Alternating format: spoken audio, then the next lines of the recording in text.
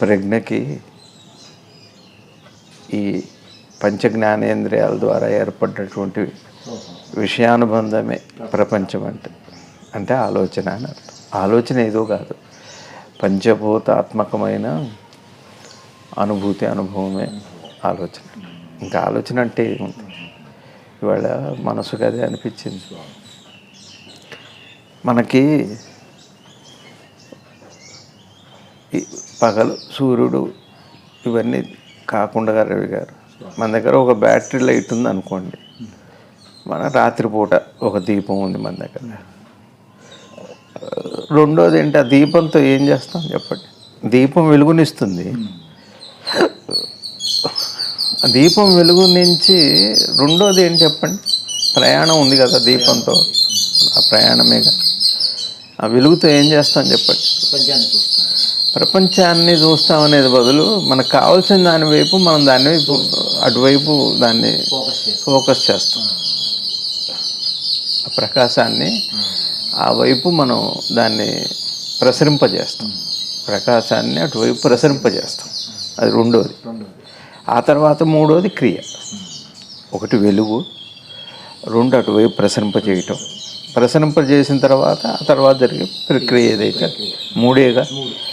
అట్లానే మనకు మెలుకు అనేది ఒకటి వస్తుంది దీపంలాగా. ఇక జీవన కార్యక్రమం ఉంది, జీవన ప్రయాణం ఉంది. ఈ జీవన ప్రయాణంలో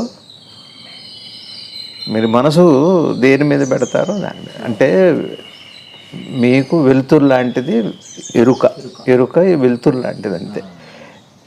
ప్రపంచం ఏమంత వెలుతురు పడ్డంత మాత్రాన మీకు అన్నీ తెలియాలని నేను లేదు.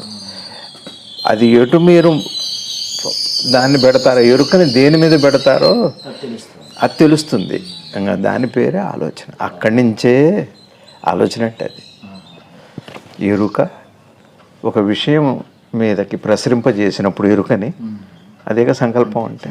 ఎరుకని ఒక విషయం మీదకి ప్రసరింపజేసినప్పుడు, ఆ ప్రసరింపజేసినప్పుడు ఉన్న విషయాన్నే ఆలోచన అని అంటున్నాం. ఆలోచన అంటే ఏం కాదు, ఎరుక యొక్క ప్రసారాన్ని ఒకదాని మీదకి చేయటం. ఆ చేసేది ఎవరు? ఎరుక యొక్క ప్రసారాన్ని ఒక విషయం మీదకి ప్రసారం చేయాలనే సంకల్పానికి కారణం ఏమిటి? అది వస్తుందిగా.